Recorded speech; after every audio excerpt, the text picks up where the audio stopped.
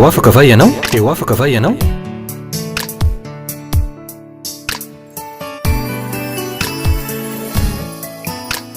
Fandarany iarana fiangonana Refy. Fiangonana Refy. Androndrakely. Eny ary tompoko, omena voninahitra ny tompoandriamanitra satria lehibe sy tena lehibe ny fitiavany antsika zanak'olombelona.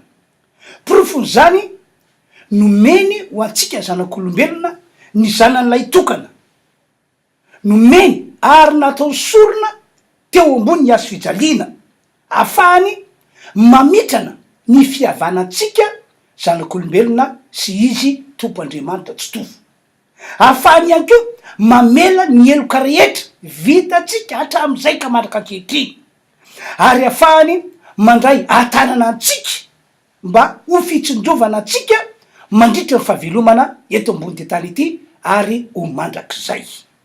Noho izany hoy aho hoe ataovy zava-dehibe aminao, aminareo izay mahita sy mandray ahy amin'ity androandroany ity a, ny maneho fisaorana an'Andriamanitra noho izany fitiavana efa nasehony antsika izany.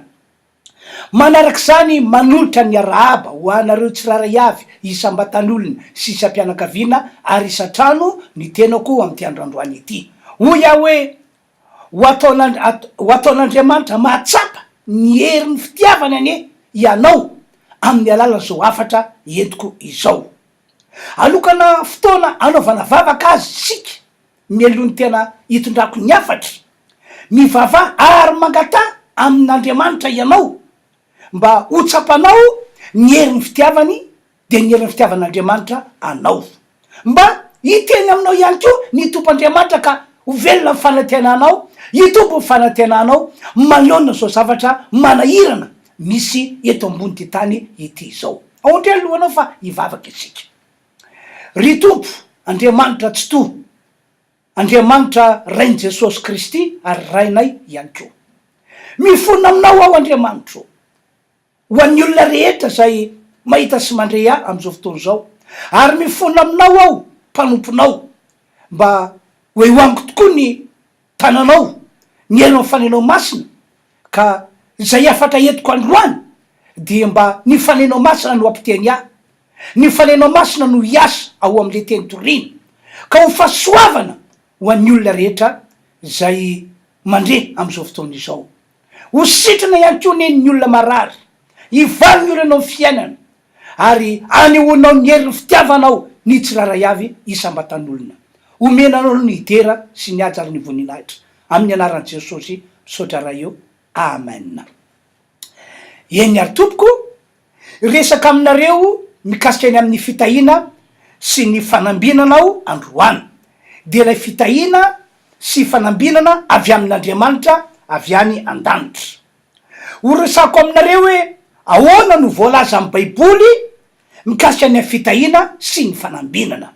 Ahoana ny voalaza amin'ny Baiboly mikasika ny fitahina sy ny fanambinana. Raha ny voalaza ny Baiboly ry havana malala no jerena dia sitrak'Andriamanitra ny hita sy ny anambona ny fiainany zanak'olombelona rehetra velona eto ambony ty tany ity. Tena sitrak'Andriamanitra izany, kanefa tsy ny olona rehetra akory no tian'Andriamanitra ho taina soa ambinina, fa ireo zay manompo azy ihany.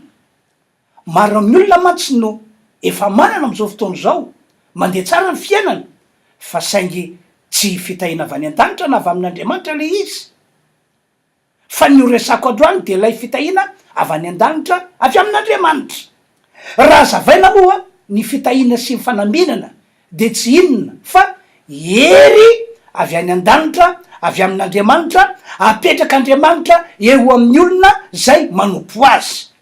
Ny tanjon'Andriamanitra am'izany mba ahatonga ny olona manompo azy anana fiainana mety sy manjary am'izay ataony rehetra mandritra ny fahavelomany eto ambony ty tany ity, mba ho fiderana ny voninahitr'Andriamanitra ihany koa ny fisiny sy ny fahaveloman'ilay olona eto ambony ty tany ity. Anome ohatra anareo aho, ohatra zay hitako ato anaty ity Baiboly ity. Ho resako aminareo am'izany ny tantaran'ilay lehilahy anankiray atao hoe Isaka. Zay voalaza any amin'ny bokyny Genesisy toko fa 4 any. Araky ny voalazan'ny baiboly eo amin'io Genesisy toko fa 4 io, Isaka dia isan'ny zanaky ny teny fikasana. Ary amin'ny mahazanaky ny teny fikasana azy dia natao hotahina sy natao ambinina am'izay ataony rehetra izy. Ary ao tsara ke ny fandehan'ny tantara ato amin'ny Genesisy toko fa 4 tantarain'ny baiboly fa tonga tao amin'ny tanànany Filistina ity lehilahy ity. De tao izy no niasa, tao izy no namelona ny tenany, namelona ny ankohonany. Dia ny zavatra anankiray tena nagaga ary nampitolagaga ny vahoaka tao Filistina sy ny mpanjaka Filistina de ity. Nety be mihitsy ary nanjary be mihitsy ny nataonyity lehilahy ity tao amin'ny tanàna Filistina. Satria tamin'ny taona ray fotsiny dia lasa namoavy zato eny izy. Vetivety zao dia lasa mpanankarena. Ary ny baiboly aza dia mijanona hoe dia miteny hoe tsy nijanona teo fotsiny fa lasa mpanjato be indrindra. Zay moa ny fomba fiteny tamin'izany fotoana izany. Zao ny voasoratra arao tsara inge Genesisy toko fa 4 de 12. De namafy tamin'izany tany zany Isaka ka nazato eny tamin'izay taona izay satria efa notahiny Jehova izy. Ary nanankareny raha lehilahy ka nalosy ny tombo ampara-patoka no mpanjato be indrindra. Fananana be izy de ondra manosy omby ary andevo maro. De zao moa voalaza amin'ny 12. Ary Jehova miteny taminy ka nanao hoe aza midina any Egypta ianao, mitoera eto amin'ny tany zay olazaiko aminao, mivahinia eto amin'ity tany ity ianao, de ombanao sy ta ianao ao, fa ianao sy ny taranakao no omeko ireto tany rehetra ireto, ka hotoviko ny fianianako zay nataoko tamin'ny Abrahama rainao, de hamaro ny taranakao ho tahaka kintana eny amin'ny lanitra ao, ka omeko ny taranakao ireto tany rehetra ireto, ary amin'ny taranakao no hitahina firina rehetra ambony tany, satria efa niainy feko Abrahama ka nitandrina zay nasaiko no tandremany dia nididiko sy ny teniko ary ny lalako. Mazava be mihitsy ny voasoratra fa Andriamanitra no nampahery azy mijanony eto amin'ity tanin'ny Filistina ity anao, fa omeko anao avokoa reto tany reto. De hotahiko anao rehefa tonga eo, rehefa mijanona eo. De tena notahin'Andriamanitra arabaky teny izy. Io voasoratra 12 io tamin'ny taona iray de nahazo zato eny izy. De 17 de baiboly hoe de nanankareny raha lehilahy ka nandrosy ny tombo ambara-patokany ompanjato be indrindra. De 17 de voalaza hoe nanana ondry manosy maro be mihitsy izy, nanana omby sy briky maro be mihitsy izy, ka de nialina azy Filistina. De tamin'ny farany moa de vaky vava araky ny fomba fiteny ry zareo Filistina, ny mpanjaka Abimeleka, mpanjakan'ny Filistina tamin'izany fotoana zany, satria tsy naposiny hoe nety ary nanjary daholo ny zavatra rehetra nataonyity lehilahy atao hoe Isaka ity, kanefa zany lehilahy zany de vahiny eo amin'ny tany misy azy. Zao ny voasoratra amin'ny 7 aroa ireo efa hitanay marina fa momba anao Jehova. De eo amin'ny 9 tapafaharoa fa ianao ankehitriny efa notahiny Jehova. Sitrak'Andriamanitra zany ry havana malala ny tahy ny olona zay manompo azy. Sitrak'Andriamanitra ny anambona ny aleny rehetra. Ohatra manaraka ihany koa ity tantarako ity, araka voalaza amin'ny Exodosy toko 7 mikasika ny amin'ny tantarany zanak'Israely tao Egypta. Araka ny voalazan'ny baiboly dia no afan'Andriamanitra tao Egypta le toerana nanandevoazana azy ny zanak'Israely, satria tonga ny fotoanan'Andriamanitra. Mariko kely fa io Andriamanitra io manana ny fotoanan'izy. Raha manompo azy ianao, raha miorina ho aminy ianao amin'ny alalan'ny fononan'i Jesosy, de fandraisin'Andriamanitra tanana zany ny fiainanao. Ary manana ny fotoanany io Andriamanitra io hitahina sy hanambinana anao. Noho zany de tsara aminao ny manana faharetana eo amin'ny fanompona an'Andriamanitra, fanompona an' Jesosy. Tonga ny fotoana de ny fotoana an'Andriamanitra amonjeny sy anafahana ny zanak'Israely, indrindrindrindra fa ny fotoana zay nataon'Andriamanitra hitahina sy anambinana ny fiainan'izy ireo. Noho zany dia nesorin'Andriamanitra tao Egypta ry zareo tamin'ny alala Mosesy, ary avy eo ny ten'Andriamanitra fa hitondra azy ireo ho any am'ilay tany tondratra ro sy hitanteny, tany be fitahina. Voalaza amin'ny baiboly hoe rehefa tonga any izy ireo de hihina-kanina fanarana-po ary tsy hanan-java mahory mihitsy. Ny tiako ambara am'zany dia efa namalala sitrak'Andriamanitra hoy ao ny hitahy sy ny anambina ny olona rehetra manompo azy am'izay ataony zany olona manompo an'Andriamanitra izany.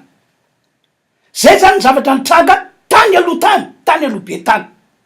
Ary satria tsy miova ny tomp'Andriamanitra, tsy miova ny tenin'Andriamanitra, ary tsy miova toy zany ihany keo ny programan'Andriamanitra, de izao tateorina zay rehetra manompo an'Andriamanitra amin'ny alalan'ny finoana an' Jesosy Kristy, lay maty teo ambony hazo fijaliana, lay nandatsadraty teo ambony hazo fijaliana, dia notahina sy nambinina tahak'izany ihany koa. Ary tsy najanon'Andriamanitra teo am'izay lafa fitahina sy fanambinina tety ambony tany fotsiny lay izy, fa no manin'Andriamanitra omena zany olo zany ihany koa ny fiainana mandrakizay, le fiarahana amin'Andriamanitra mandrakizay ao an-danitra. Mbola fitahina lehibe ihany koa zany nambarako zany. Ny porofo azy fa sitrak'Andriamanitra ny hita sy ny anambona ny olona rehetra tonga ho aminy amin'ny alalan'ny fononan'i Jesosy de ity. Ary tiako mihitsy ny olona zay efa nandray an' Jesosy ho lina ny am'izao fanazavana entiko zao. Eno tsara ity teny vakiko ity. Korinthianina faharoa toko fahasivy, Korinthianina faharoa toko fahasivy, de zao ny voasoratra eo amin'ny Korinthianina faharoa toko vala safady, de zao voasoratra eo amin'ny andininy fahasivy. Korinthianina faharoa toko fahavalo, de zao voalaza amin'ny dimy fahasivy. Fa fantatrareo ny fahasoavan'i Jesosy Kristy tompontsika, fa na de nanan-karena aza izy de tonga malahelo noho ny aminareo mba ampanankarena anareo ny alahelony. Mazava be mihitsy ny voasoratra fa tonga nahantra Jesosy Kristy, tonga nahantra. Marina fa izy no Andriamanitra tany an-danitra, izy no Andriamanitra tompon'izao rehetra izao, kanefa noho ny fahasoavany lehibe sy no lay tanjona lehibe tao aminy mba tonga ny olona zay mino azy, mandray azy, manaiky azy ho tompo sy mpamonjy, tsy ahantra intsony, tsy ho sairana intsony, fa olona voata, olona ho ambinina, dia nanaiky nahantra Jesosy Kristy rehefa nidina tety ambony tany izy. Nanaiky nahantra Jesosy Kristy, de toy zao matsy ny fomba fiasan'i Jesosy rehefa misy zavatra tiany atongavana. Ohatra zao, ahafahany manasitrana ny marary, manasitrana andreo olona marary a, dia nanaiky nitondra ny aretin'ny olona rehetra tamin'ny alalan'ny kapoka nahazo azy teo ambony hazo fijaliana izy. Ny faminanin'ny Isaia toko fahatelo amby dimampolo, andininy fahefatra sy ny andininy fahadimy no manambara izany hoe nitondra ny rofitsika izy ary ny dia kapoka taminy no nanasitranany anareo.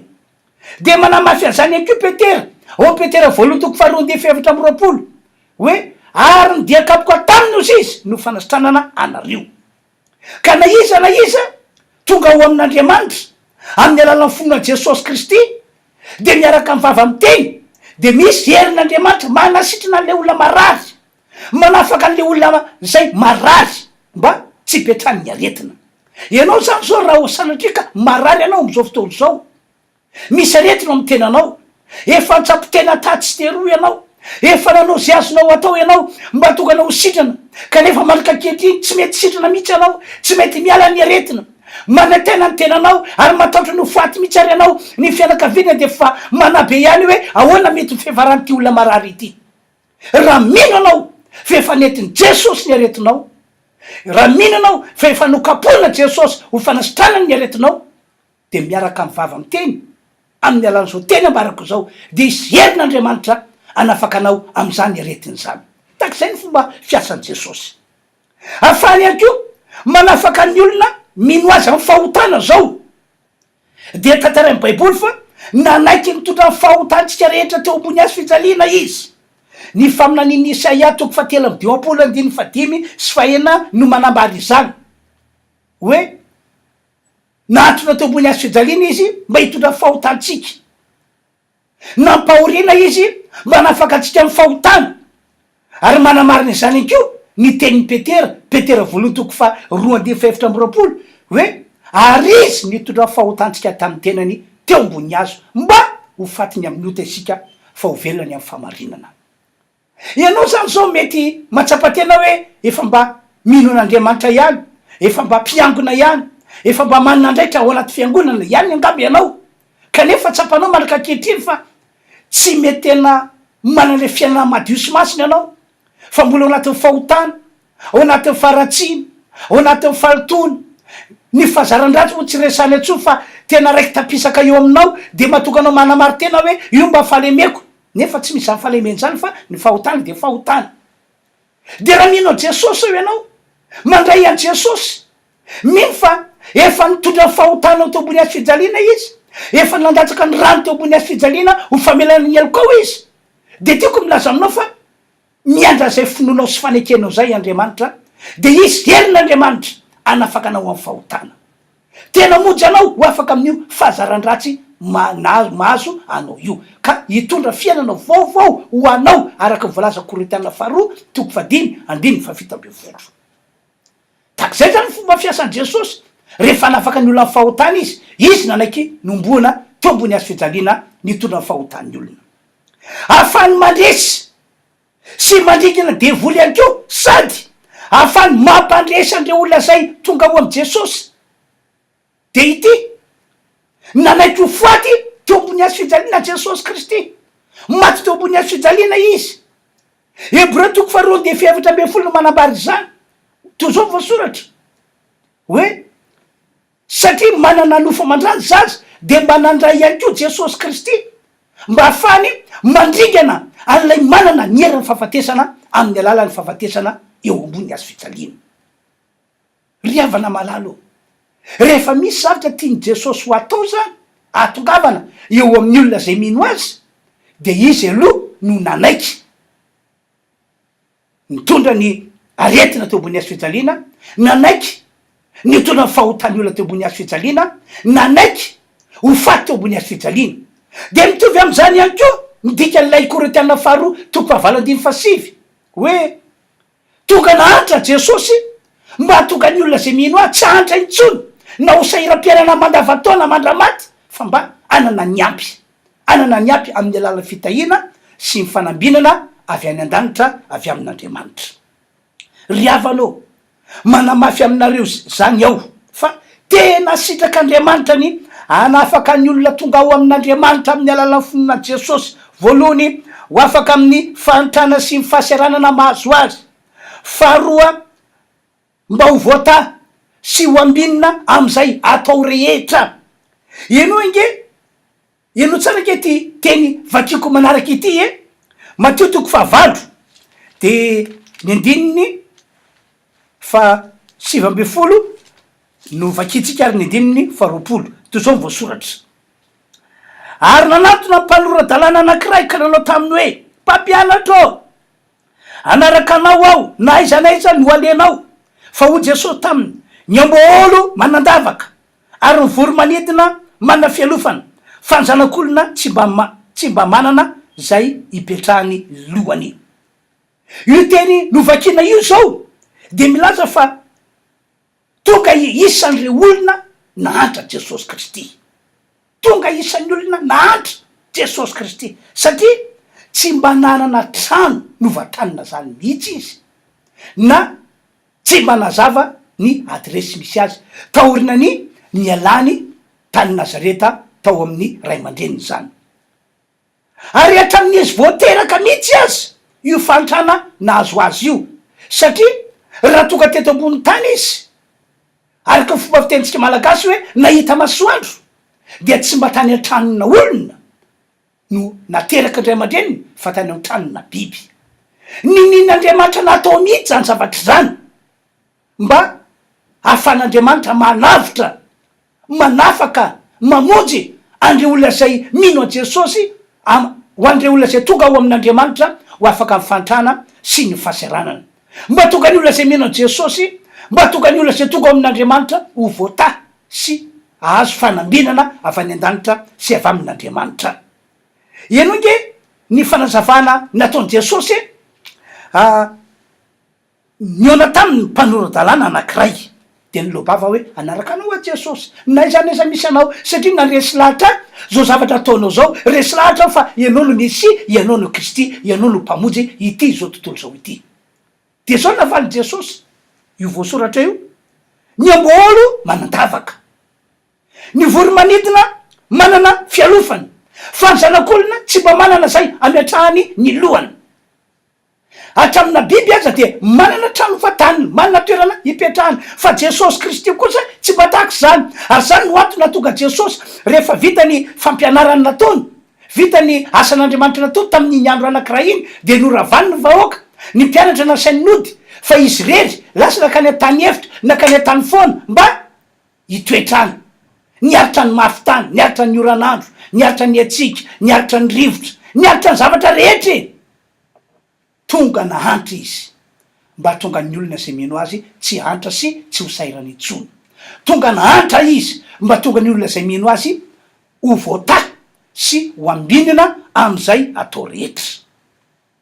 Ry havana malala, hoy aho aminao, aminareo zay mandre ahy, faly be mihitsy ny tompoandriamanitra ary ho voninahitra azy mihitsy lay izy raha misy olona tena sahirana, tena tao anatin'ny falitrana ny fiainana, kanefa rehefa tonga tao aminy tamin'ny alalana fonina Jesosy de lasa olona voata, lasa olona misandatra. Faly be izy satria tonga am'ilay tanjona tiany atongavana ny tompoandriamanitra. Amafisiko fa ny sitrapon'Andriamanitra de ny atonga anao zay manompo azy, ny atonga anao zay mino an Jesosy, nandray an Jesosy, resy lahatra ao am Jesosy mba ho voata, mba ho ambinina am'izay ataonao rehetra ka hisandratra ny fiainanao. Ny zava-misy ary marina nefa de ity, maro am kristiana no tsy mety mahatsapan'izany fitahina sy fanambinan'Andriamanitra izany.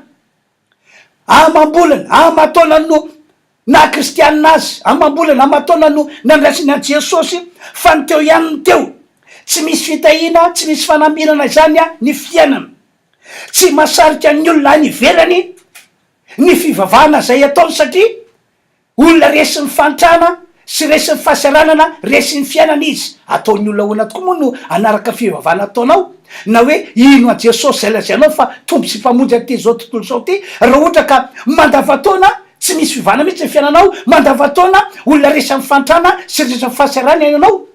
Nampalahelo aho zay fa nahita olona tahak'izany mihitsy a, nisy olona amina hanitra mba nijory vavolombelona taminy, de hoy izy hoe za ve anaraka anareo ho hanitra tahaka anareo ihany koa.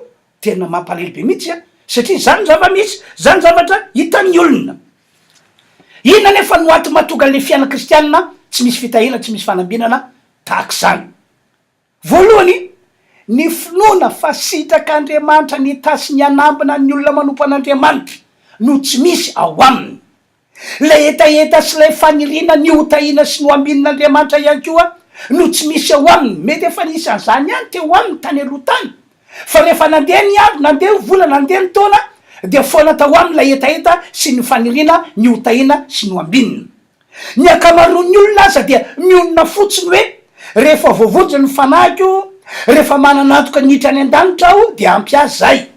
Sady ny baiboly raha teo ihany koa miteny fa ny malahelo no natao hitorina ny filazantsara ka dia faly aho rehefa voavonjy ny fanahiko, faly aho rehefa mananatoka avy amin'ny fanahy masina aho, fa ho any an-danitra ratry zay.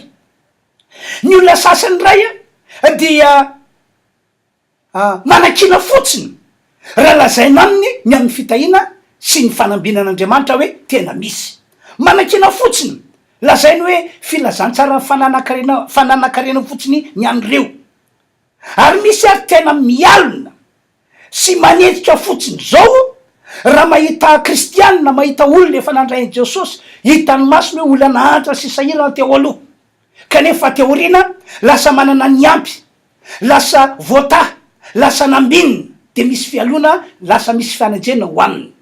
misy karazan'olona takzaka tsy magaga tompoko raha ohatra ka tsy misy fitahina sy fanambinana tsy misy fitahina sy fanambinana mihitsy ny fiainana kristiana anankiray satria tsy ao am'le finoana tsy ao am'le tahita sy lay fanirina mba ho tahina sy ho ambinina tsy ao aminy ihany koa ny fatotrina fandriamanitra de afaka hitondra azy ho am'izany fahasoavana lehibe zany faharoa mety efa miny ihany ko ianao efa nandray an' jesosy efa manana an jesosy ary mandeha tahita ny ho ambina sy tahiny fa saiky tsy mety tonga am'izany mihitsy anao malaka kehitriny satria nahoana satria misy mpanaka anao zany hoe mbola mety misy ozona na fanay ratsy tsy mbola tapaka tsy mbola niala tao tsy anganaongana nge riavana malala ny fisina ozona na fisina fanay ratsy a manao sakany fa tena misy ary raha ohatra tokoa ka ireo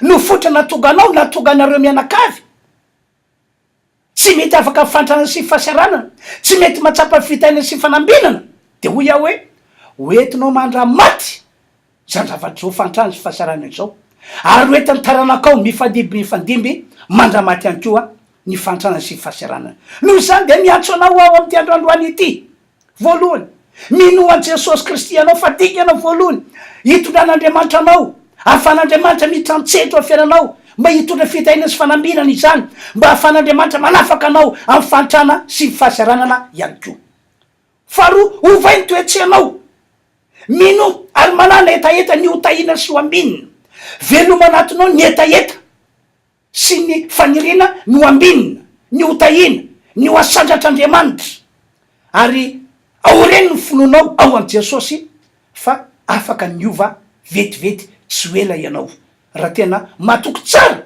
ao am' jesosy matoko tsara amy famponan'andriamanitra fa tena dinio ihany ko ny momba anao sola ka marina le teny nambarako teo hoe mbola misy ozona tsy tapaka tsy foana ao aminao mbola misy fanaratsy manao sakana ao aminao ka tsy avelan'reo hery ratsy reo ho tavavoaka amy fantrana sy fahasiarana ianao ary reo no manakana ale fitahina avy any an-danitra avy amin'andriamanitra na le fanambinana tsy ho tanteraka eo amin'ny fiainanao raha zany tokoa ny marina de tsara aminareo ny miona aminay ahafanay manorevitra anao manorevitra anareo ary indrindrindrindra ahafanay mivavaka ho anareo afaka miona amiko anao afaka miona am'ireo mpiara-miasa amiko anao fa manana fahasoavana tsara izy reo ary tsara ihany ko raha tonga mihitsy ianao mamonjy ny fotoam-pivavana zay karakaranay fiangonina refiandrotra kely reo voasoratr'reo ny fandaram-potoana tsara mihitsy ny atongavanao mamonjy zany fotoam-pivavana izany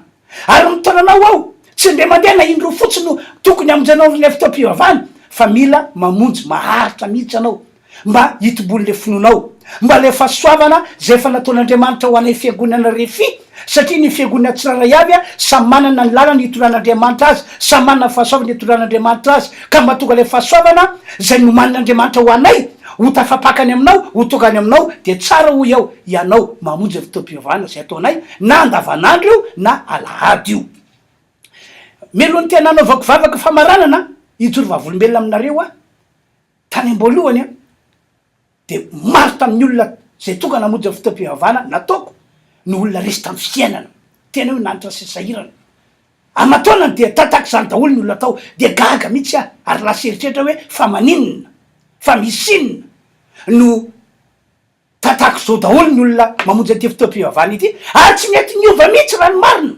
fa taty orina rehefa nisokatra ny fanahiko fantatry ny marina de nataoko ny fampianarana nataoko mivavaka fanafahana isaorana ny andriamanitra isaorana tompo fanovan'andriamanitra ny maro mbola ao reo oloreo fa efa fanomezam-boninahitry'andriamanitra fiainana ary mbola be debe ny manitra sy sahirana fa matoky afa ho afan'andriamanitra ihany ko ireo ho tahaky zany ane ianao zay ho avy ao ivavaka tsika tompoko ry andriamanitra raiky malala raiky masina zay ny an-danitra misaotra anao afa afaka nitondra ny teninao a tamy ty androandroany ity nanambara tamin'ny olona ny amin'ny fahasoavana lehibe tianao ananany tsiraray avy de izy ho voata izy ho ambininao am'izay ataondrehetra andriamanitra o mifonina aminao ao mba ho am'izany ny olona amin'ny anarany jesosy kristy tapako ny fisina ozina aroako ny fisiny fanaratsy mpanao sakana amin'ny anaran' jesosy kristy zay rehetra ho avy amonjy fotoam-pivavana ataonay ao amin'ny fiangonana refy androndra kely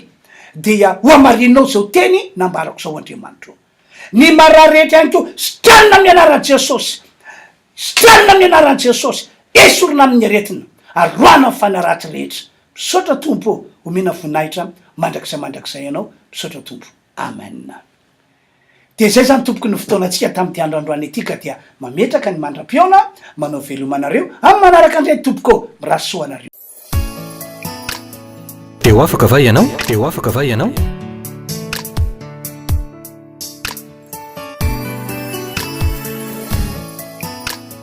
Fandaharana iarana fiangonana Refy androndra kely.